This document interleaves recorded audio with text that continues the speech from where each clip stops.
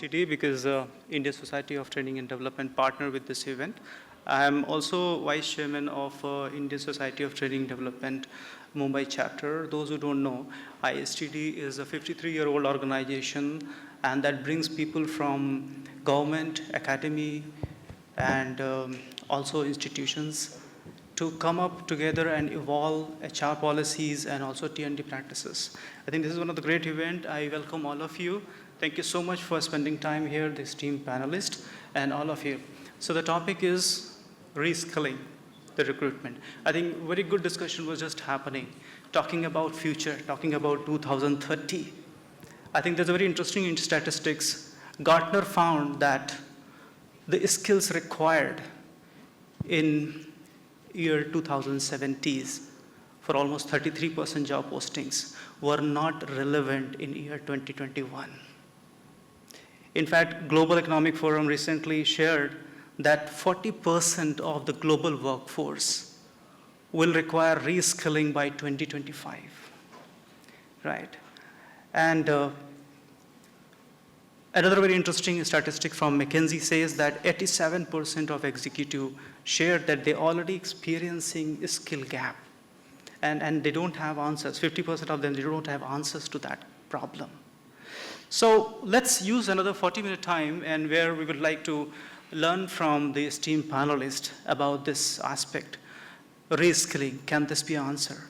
So let me start the conversation asking question to Smita. Smita, what do you think about reskilling? How can this be an essential component of career development in this changing dynamics? Well, I don't think it's a question of whether we reskill or not, because I don't think we have a choice anymore. The paradigm we're in today is, skills, jobs, roles get redundant so quickly that, personally, for every employee themselves to think about how they reskill, as well as companies. And in my mind, development and upskilling and reskilling is a joint, ownership. There's an ownership which lies with the company, and there's ownership which lies with the individual. And the way we often do this in the media tech space or the media industry that I'm in is how do we create a format which allows for joint ownership. I think in the last panel somebody was talking about how you go out and buy talent or you build talent. I have seen all these phases where you have a new skill and you go out and buy that talent. If it's not available in your company, it's available outside. That's one scenario. The second scenario is that you build talent within the company. And there is a scenario today where skills are not available because there are new age skills that are coming up. Now in organizations I've been in, very often you're the incumbent. So where do you go out and get skills? I'll give you an example. I mean, I was with Star TV and earlier before that, just before this current role with Netflix. We had to create talent in-house. And there are multiple ways of doing it. There was an apprenticeship model we had where, people actually came in as coordinators in some cases, and they became creative executives because we created the apprentice model. In tech, very often what we do is we bring in people and tech skills keep evolving. You actually, use courses like Unacademy, etc., and you have some sort of a path. But net, I think it's joint collaboration between employees and the organization to allow for upskilling. And I mean, there's a lot of other models, but I'm not going to take up too much time. But absolutely necessary in today's time. Well, thank you so much for sharing that. Dr. Jayakumar, you're from L&T, and L&T is known for coming up with various innovative solutions. So how you have seen this reskilling thing helping employees in developing their career? Yeah, good evening. I would start with, one is you started with 40% of people have to go for reskilling or multi-skilling. Same way, World Economic Forum, if you see the report, 85 million jobs will go. Some new 97 million jobs will come. Net, at least 12 million jobs will be created. Even a traditional infrastructure sector, L&T, in construction, we have gone a way ahead in automation in terms of many, many areas, including 3D printing of buildings. You would have seen in Bangalore, a couple of post offices we have done by 3D printing, which is done within 2 weeks' time. So, quite naturally, we need to reskill our people into that. Next area is whole lot of youngsters coming into that from colleges. We find the employability is only 50% of them are employable. So once they get them inside, you have to train them to your requirement, make them employable. That is another big area for skilling them or into this. Third is a company like L&T, we move into different new areas of business. We have gone into a business called L&T EduTech, where it is on above Qton, engineering education. Then we have started something called L&T Sufit, which is supply chain and finance. It's Amazon for engineering goods. All goods in right from your steel, cement, entire thing can be purchased through that platform. We are into green hydrogen. We are into manufacturing of electrolysis. We are into manufacturing of batteries. These all we don't have skills in the market. So we need to get the electrical engineer, mechanical engineer, and then train them, put them through various programs, and then build the talent. So skilling, reskilling, multi-skilling is a continuous process at all levels, whether at mid-level, at a junior level, or at a senior. Right. Thank you. Right. So what I'm hearing that as the things are changing in the external environment, we have to use it as tailwind, not the headwind. And we need to adopt our field force accordingly, our force accordingly. So I pass on this question to Mr. Shiv Rawat, who is from IDTDC. So can we say that reskilling and upskilling can be another good alternative to hiring in this kind of landscape, what we are facing right now, where 87% of executives saying there's a skill gap? So good evening, everyone. So before coming here, I was not knowing that how are we moderating the time basically for the session. And when I sat here, I could see that the timer is on. So we have a biggest target in our hand to finish on time so that we should not waste the time of others. How many of you are from HR here? Wow. All of you, more or less? So if I ask you, are you here for upskilling or you are here for reskilling? You are here for upskilling, right? All of us. Right. Why all of us are here? Upskilling or reskilling? Of course, first is upskilling to understand and learn from all of you. And second is reskilling. Why reskilling? Because we all are from HR, L&D and other function. But have we ever done, panelist role? Have ever we done a speaker role? We might have done in a different areas. But have we done in public form? How many audience we have addressed to, right? This is a reskilling comes in. I believe in more or less in the practical side of it, basically. And the question comes in that during COVID era, when it was there, right? All of us, life was like this. So somebody was doing upskilling, somebody was doing reskilling, somebody was doing multi-skilling, and everybody was doing everything, right? Likewise, in our organization also we did it. When it comes to the last mile, and during during the COVID era, we were supposed to go and deliver the parcel at the ground, right? And you don't have many workforce available because everybody is fearing out that I'll get COVID effect, what to do. So we run a program called Everyone Sell, Everyone Serve. And that program actually helped us out during that day. Being a non-ops guy, I was there in the ground and working with my team to support them. And how we did that actually, because prior to COVID, and I don't know whether it was an intimation from the God that, DTDC or any other organization, you need to upskill or reskill your talent so that you can face the COVID era. And we did that step-up program wherein we trained every individual specifically from the back-end side to understand first mile, last mile, middle mile. And somehow we could able to do that, help it. Another area, Nowadays, you're hearing about the layoff and other things, right? So many things are happening, and we can't stop that. And it is not in our hand, frankly speaking, as an organization.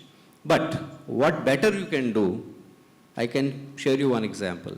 That if you are connected with your team, if you are connected with your employees, you understand that what is the need of an employee.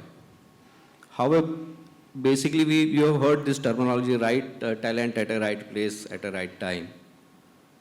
But when you apply it and when it gives you a result, then only the statement stamped, otherwise it never. So I'll give you one simple example and then I'll hand over to Nitin, it will not take much time. There was one guy who was working in operation, right? A very senior guy.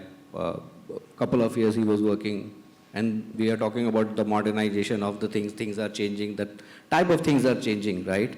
And you cannot train everybody in all aspects. Either you can train, either you cannot train, or you need to promote. These three terminology basically you need to work on. So we understand. We spoke to the concerned reporting manager. What is the problem with the individual? Why do you see he's not able to perform? Then the technology and other aspects started coming in, right? So I said, what is the strength area of a person? He said, his strength area is to speak to the people, convince to the people, train to the people. I said, okay, fine. Then I took him in my function of L&D. And today that gentleman is performing fantastically well. He was a regional guy, he's become a zonal guy and handling the entire things, right? So when we talk about the hiring aspects, hiring needed, no doubt. When you go for a new venture, when you go for a new thing, the hiring is required. Or when you go for a new, new skills basically, which is not available, you need to hire people. But what best you can do within the organization by putting right place, right time, right talent, definitely is going to help us. And that is the reason the upskilling, reskilling, and skills are important. So it can be an alternative, not a replacement. Right. Pritesh ji, you have worked in multiple industries. Now, when we are talking about these interventions to help employees reskill, upskill, how much their own willingness comes to play? What are your feedback? What is your observation? And how can we impact that? Thank you, Nitin. Good evening, everyone. So, a great question. Carrying on from where Shiv left off also is, as a talent today is becoming more self-empowered. I think someone was also talking about it in the previous panel, and we were talking about how it would look like in 2020. The youngsters or the youth is very self-empowered. They are very privy to information. They have a lot of information on their fingertips. They learn from peers. There's a lot of peer-to-peer learning. They're untethered. They're not stuck to a location, and they're not stuck to a single unit or other things.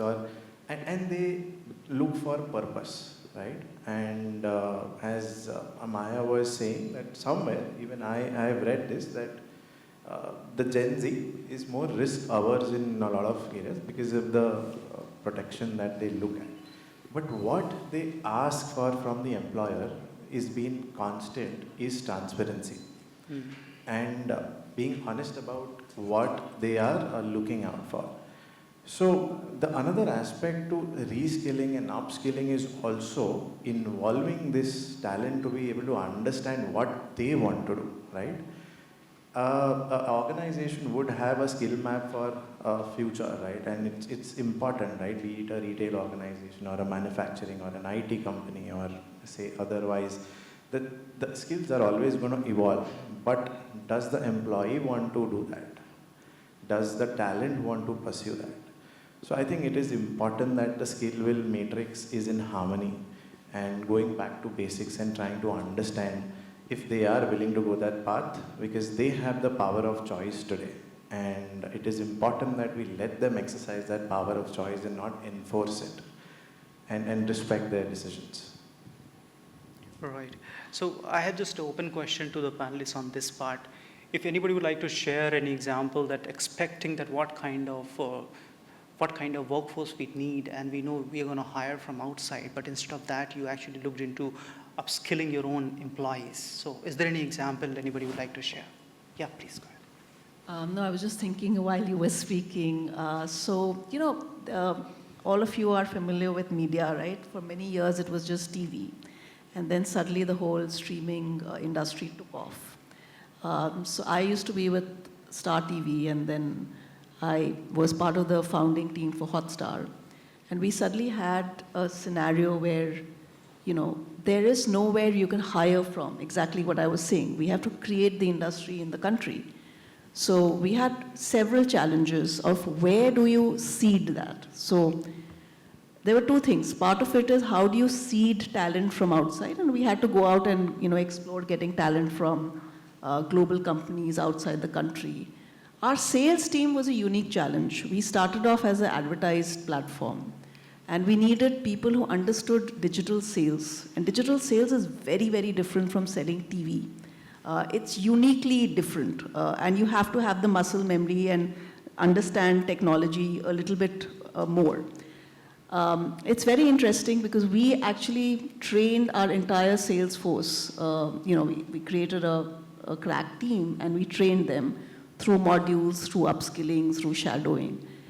However, I think the point that I'm trying to make, what happens is people very soon, those very people who got upskilled or reskilled, in 3 years' time, when they became the doyens or the custodians of know-how of digital selling, when we would try and get people in their teams, they would say, no, but this person doesn't know digital. So a large part of upskilling is to do also with how you reorient your people managers to take the punt on people. And I think when you were talking, it's when you're hiring, increasingly when I hire for people who are high on learning orientation. And companies who are going through massive change and transformation need to look at people and hire people who got high learning orientation.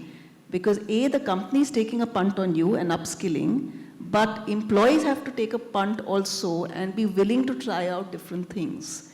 That's when it happens. So I think I can give you many examples where that skill wasn't available and we had to literally build it. So this was just one.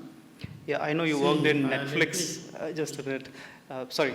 I know you worked in Netflix also, and they started this entire company by sending DVDs to the audience, right?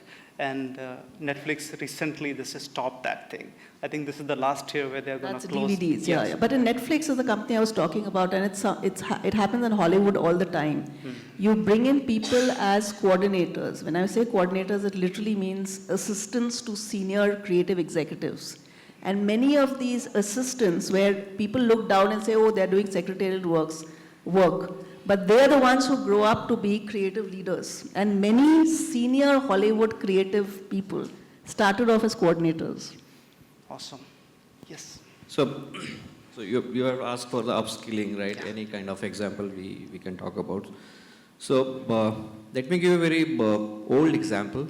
And upskilling, reskilling is not today's statement actually. It has been for the long years we are doing that. I remember those days when I'm talking about around 1998 or 99 something, right?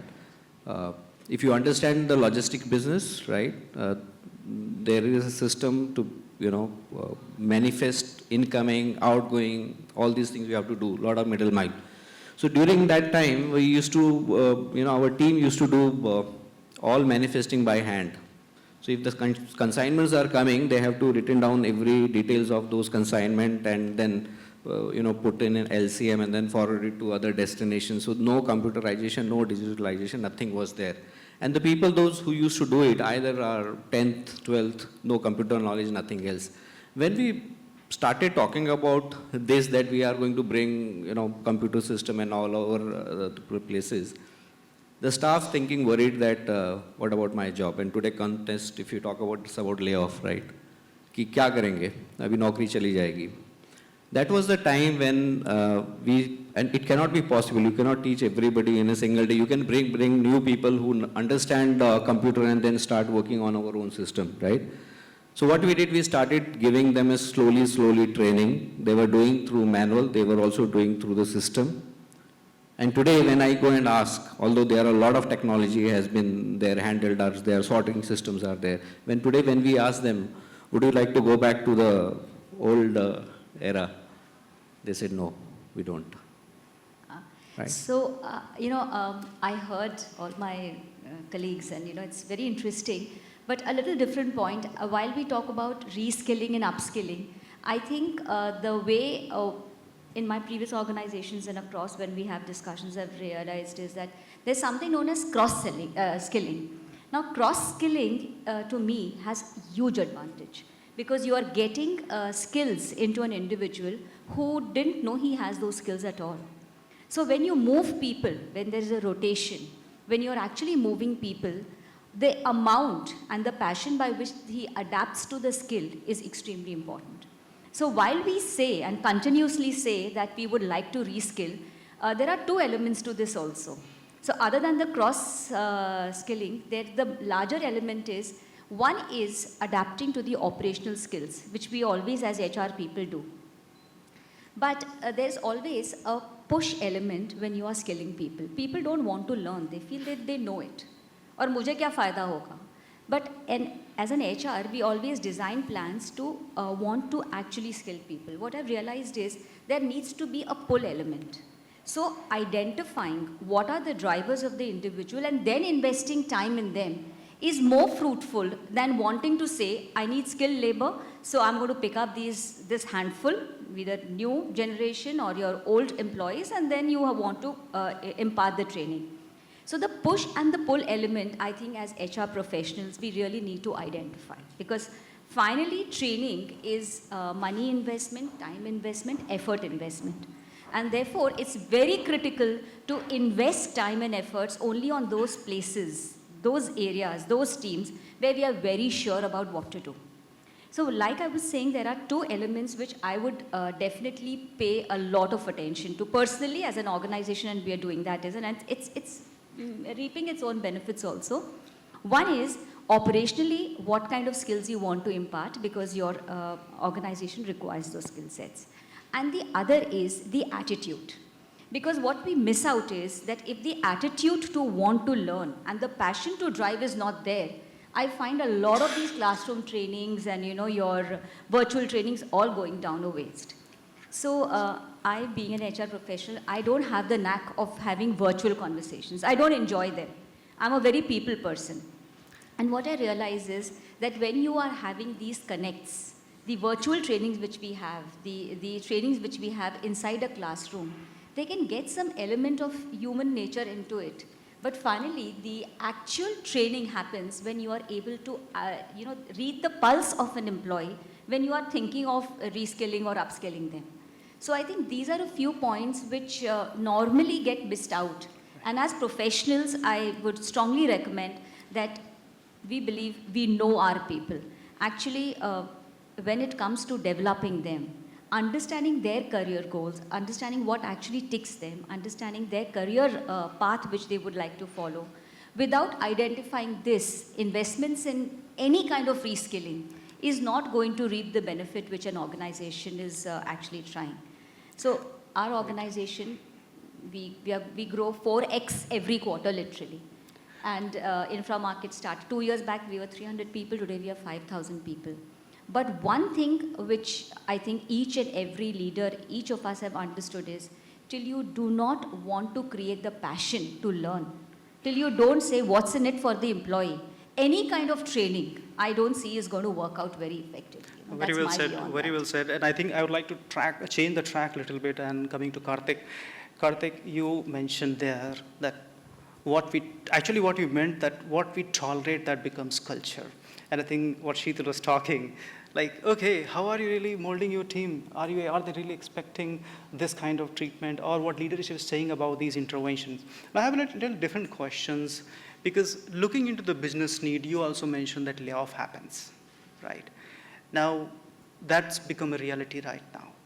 Now, one of the very important question is right now when the layoff happens, I was reading an article around survivor syndrome. And the people who remain in the organization, they have a lot of issues. They have trust deficits. Now, a question to you, what's your take on implementing such decisions so that we can still retain that trust and still do all this thing what we are just talking about? So you're asking how do you retain trust in companies where layoffs happen? What kind of strategy you would suggest when actually this layoff thing is happening? Ultimately, HR people, they are the person who is talking, right? Or they have the say how to really implement these things in an organization. So what's your take on that?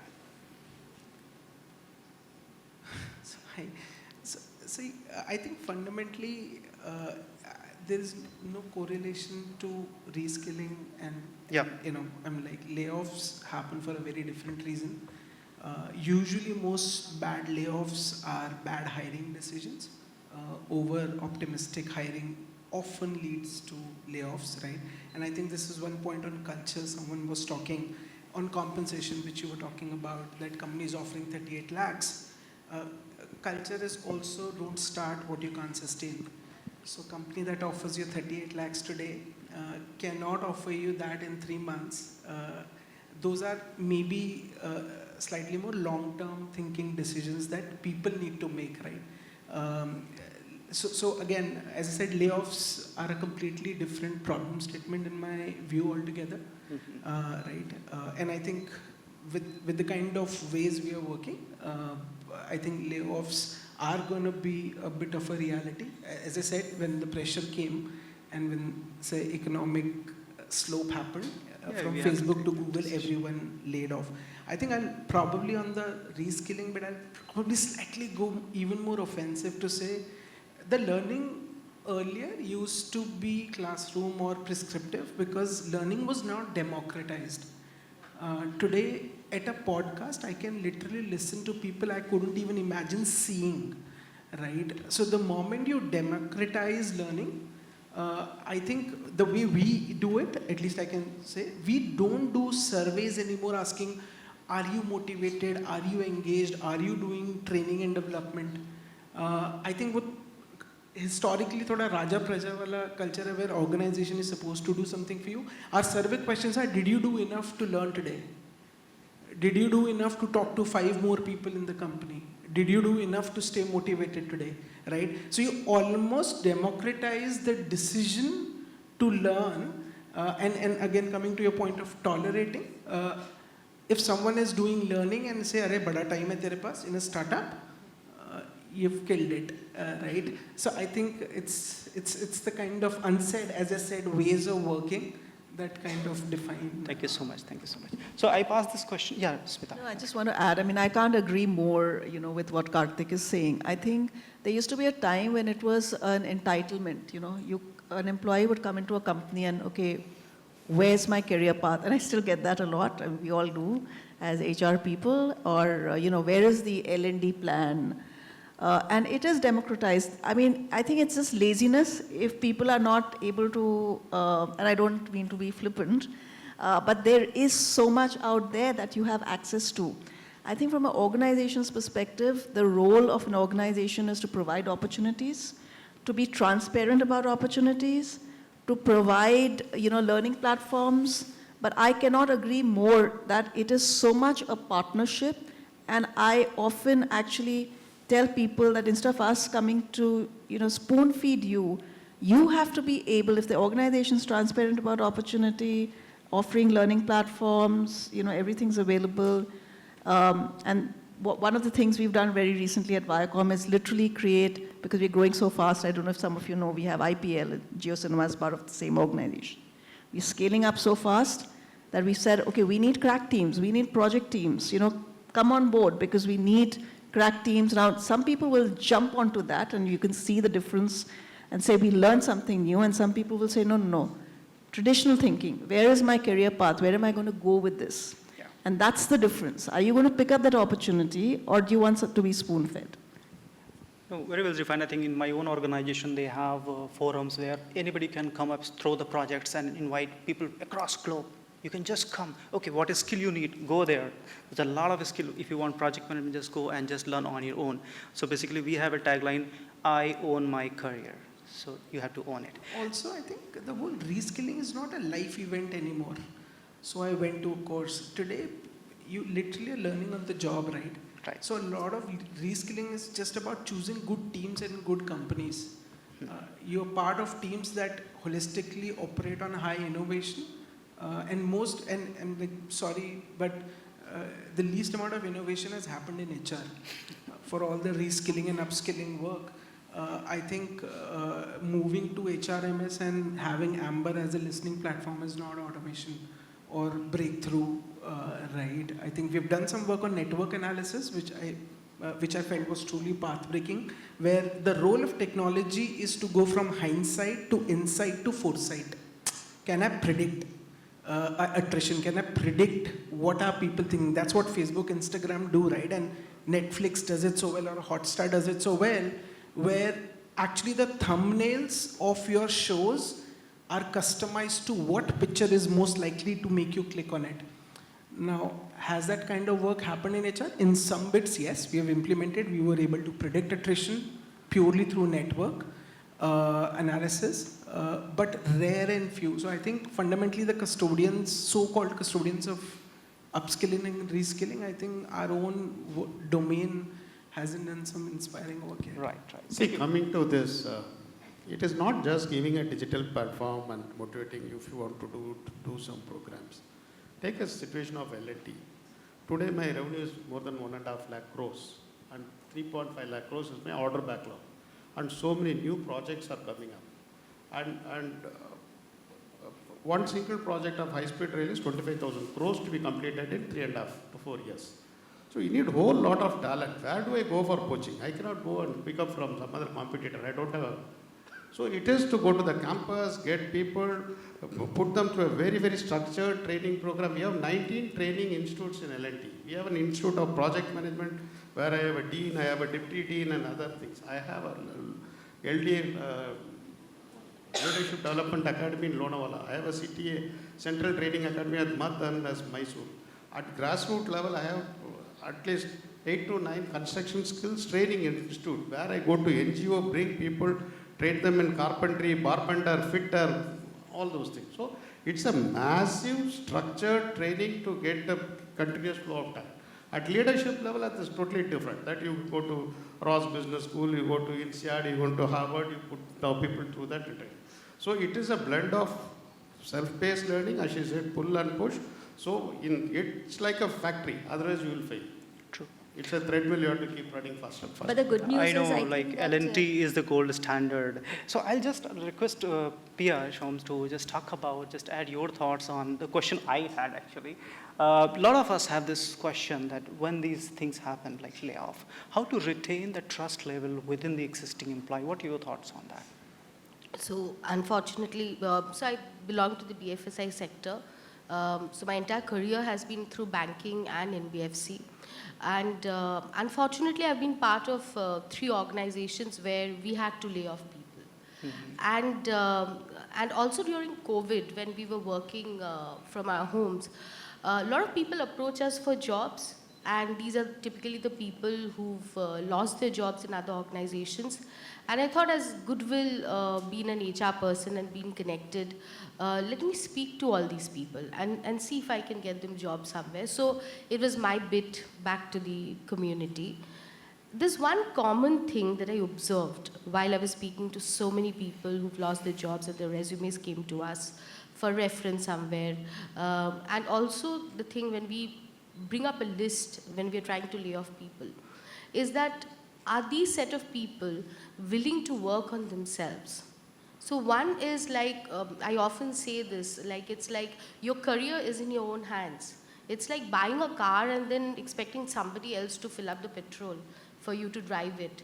So while an organization will invest, while somebody else will work on you, but what about you in the quotient of you? If you're not giving your career that importance, then why should somebody else give that importance? So typically you would see even in an L&D function, an L&D admin would have lost the job, but not the lead trainer who's front-ending every day. Maybe the cost of the lead trainer is far 2x or 3x, but that person still gets to retain their job. But the person who's like doing the logistics, the admin, or the day-to-day rigor is maybe redundant at that point in time. Translating that to most parts of the organization. So for employees also, it is very important for us to think that, am I relevant today? Am I agile enough? Like, I was asking my team that what is the average age of India? The average age of India as a country is 27. So if my average age as a company is 37, I have to understand what 27 looks and feels like. So if you're not putting up reels, if you're not putting up stories, and I realize few of my team members are not on Instagram, and I've put them a mandate only yesterday that's saying that guys, be on Instagram.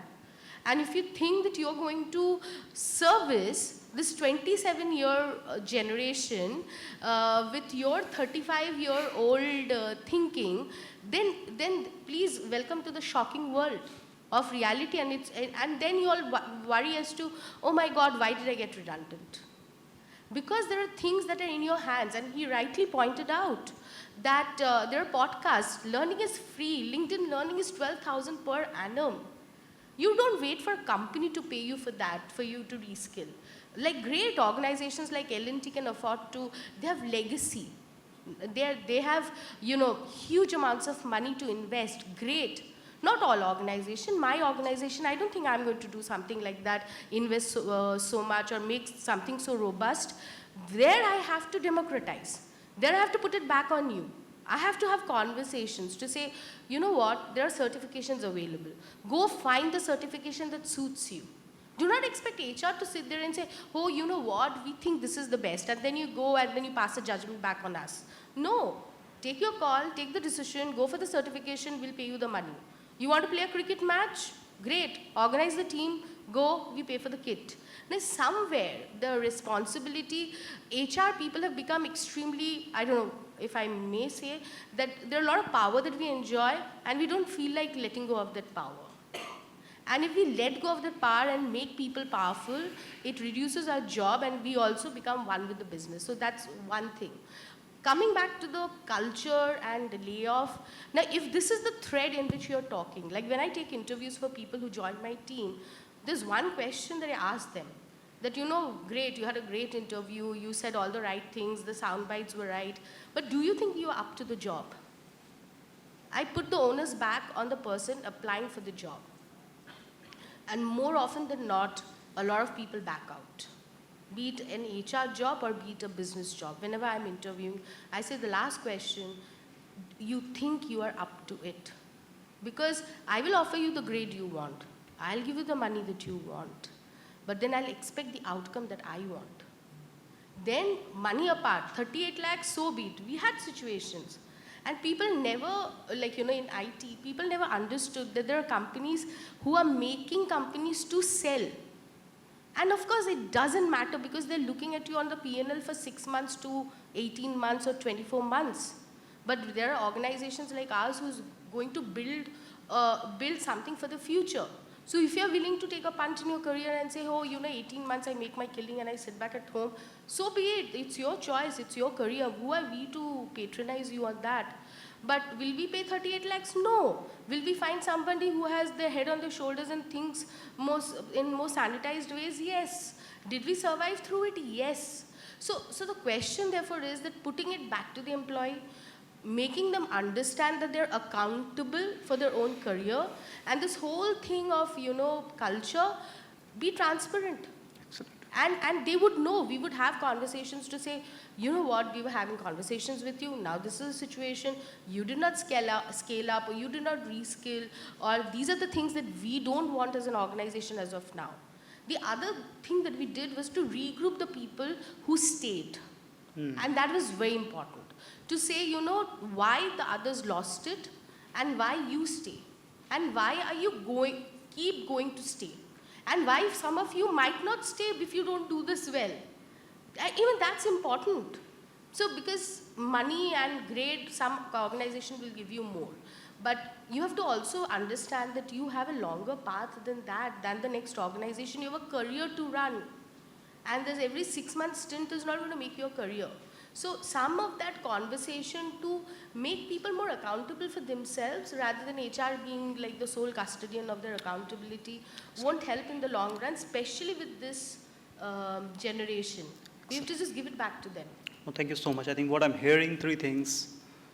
Transparency is the first thing, empowerment, and the last thing is communicate, communicate, and communicate. That's what I'm hearing. Communicate. There's not enough of communication. So Nitin, And the I think fourth- one sorry, and the aspect fourth, also. fourth thing is, if you want to get upskilled by org, join L&D. No, but I think as Karthik was saying earlier, right? One aspect that I It is a would business necessity. Otherwise, you imagine 25,000 crores you have to complete and hand it over the client at 36 months. If you do not have people, what you will do? You will sink. So we have, it is a necessity. You cannot avoid it. It's absolutely understandable. I think what she beautifully said was context, right? see what Karthik was saying earlier is a lot of times layoffs are not because of performance, right? And that's a very big part that we want to understand today also. Even if you have control of your own career, you can get laid off, right? Because of unknown reasons. There was this spurt of startups last year which were hiring at unforgettable prices and paying out of their pockets, and suddenly there was a slowdown in economy. FI stopped investing, and then boom, the bubble burst. The people who were sitting on bench with those 38 lakh salaries are now on the job market again and expecting 38, 35, 50 to come through. But are they getting it? Right? So there is also an aspect where there was a point where there was stigma attached with layoffs in India 10 years back, which is not anymore. People understand that. They have more access to this information, and people are okay knowing that you've been laid off and I am going to hire you back. It is where I get the talent from also, like for the L&T, right? I'm sure they wouldn't look at if they've been laid off or not, and they would go ahead and hire on their capabilities and on their ability to do a task. So, No, I think this panel also has a very diversified industry sitting here, So skilling or upskilling, what we're talking about is also, it's not vanilla. It depends on the industry from where you come. Right. Every industry can't be demanding that, I'm pushing it back. You can do it for a media, you can do it for those industries where the talent is available. But for those industries which are very, very target-oriented, investor-driven organizations, you just need to perform. You have to give back the returns. You are on the watch and on the treadmill all the while. So you don't have the liberty to say push it back, because finally, today HR is not in a seat which is just a support business. You are actually running the business with the business. So everything that goes wrong in the business is my business, an HR business. And if that becomes an answer, if I'm able to push it back to the employees on the pull factor, finally what do you answer back? Because you have to say, oh, theek hai, ye nahi hai, so then get me somebody who you think is passionate enough to learn. So I think one of the things what That's I'm hearing, that how you motivate your employees for reskilling and upskilling by giving this quote, job ke saath bhi, job ke baad bhi. Right. So because looking at the time, I would like to open questions from the audience, and I'm sure they will have a lot of questions as they are listening, you guys. Yes. I just want to add, I think it's not about pushing back. I think that's where I think it's about joint ownership. I think it's about partnering on doing, what's right by both the employee and the org. That's a limited point I wanted to make. Sure. And one point I just would like to add is that how you would like to make layoff more painful or more grateful. It all depends on your compensation policies, basically. If you are sending a person and giving a 1 year compensation and saying we are laying off, I think happily people will understand and they will move out. Yeah. If you are just saying that we'll pay you, don't come from tomorrow and I'm not going to pay you anything, that is going to be painful. And for that matter, you can't be able to build the trust. Two of my friends are actually waiting when their organization is going to say, hey, we are closing it down, because they know a lot of money is there. So, okay, open to you. I think you might be having some question around this topic and whatever you've been listening so far. So, yeah, what questions we have from the audience? So we only have 1.5 minutes in front of us, so don't blame us on that we have wasted your time. no, I think they want tea. So in that case, I would request each one of you to share in 30 seconds what is the one takeaway you would like to give people on this topic. Yeah, sorry. Go ahead.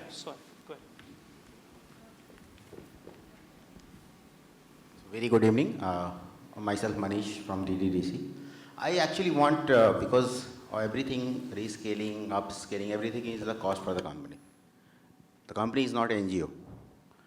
So after this complete program, complete design from the HR side, from the business side, and what I feel that, earlier, conversation, that today the talent is already decided.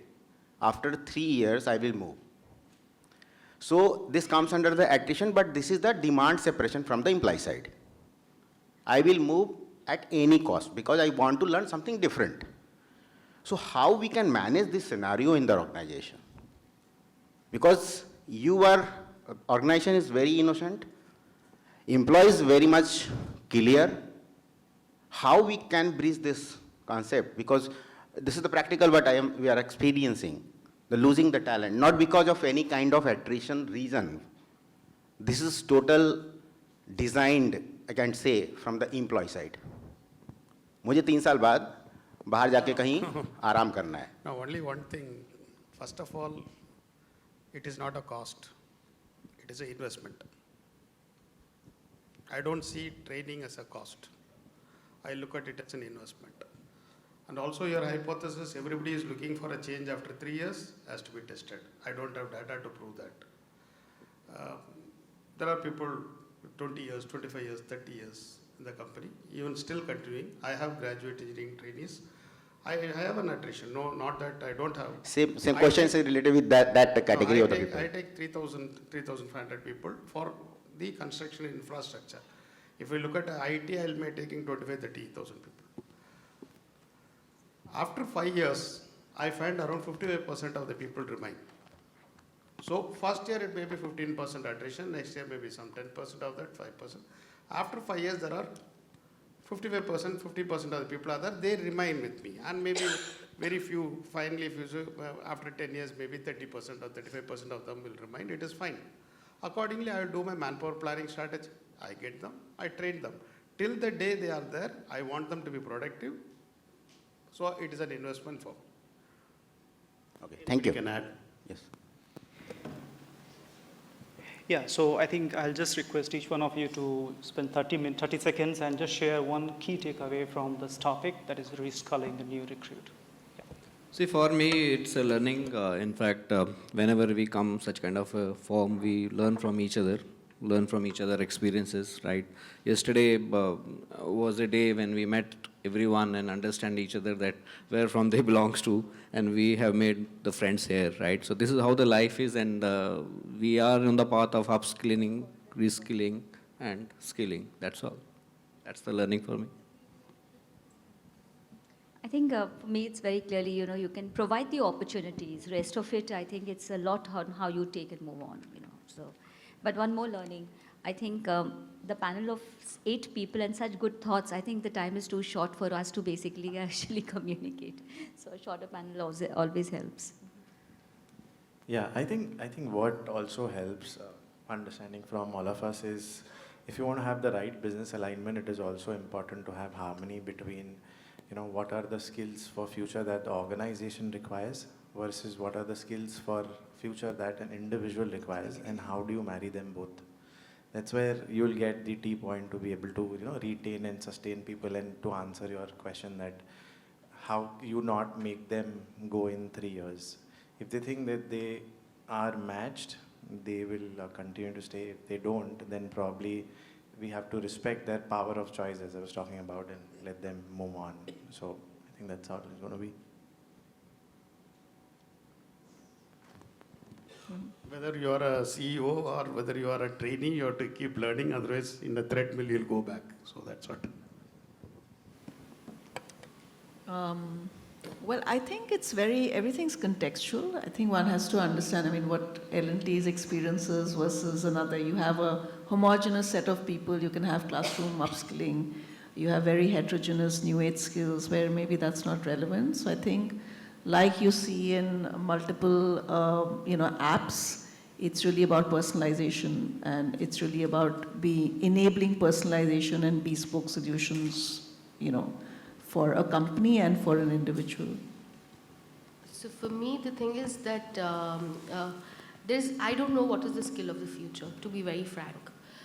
So if you all realize that there were BCP plans that most organizations have, and then say, कि अच्छा बॉम्बे बंद हो गया तो Singapore से चलेंगे, Singapore बंद हो गया तो हांगकांग में है, कोविड में क्या था, सब बंद हो गया था.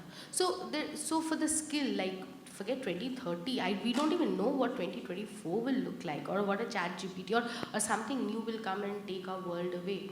So the mindset, like people will only become relevant by attitude and mindset. So do I have an agile mindset? I think our generation has gone through the most amount of transformation, to being born with a fixed landline with a rope and a black phone, to today in the world of metaverse and the kind of scaling that we see. So agility is here to stay. Accountability is here to stay. Do I have a hustler mindset? That's here to stay. Now, none of us, the best in L&D or the best of HR or best of anybody, can even predict what the future looks like. But do I have the ability to adapt to the future? That's going to stay. And that is what we have to look for, is my takeaway. Yeah, don't copy if you can't paste, right? I think great diversity, right, on the forum. And secondly, I think we talk more about reskilling and upskilling than we actually working on it. So yeah. Much everyone, thank you so much, and we got some lot of word of wisdom from the Saptarishi here. So thank you so much for being here and sharing your experiences.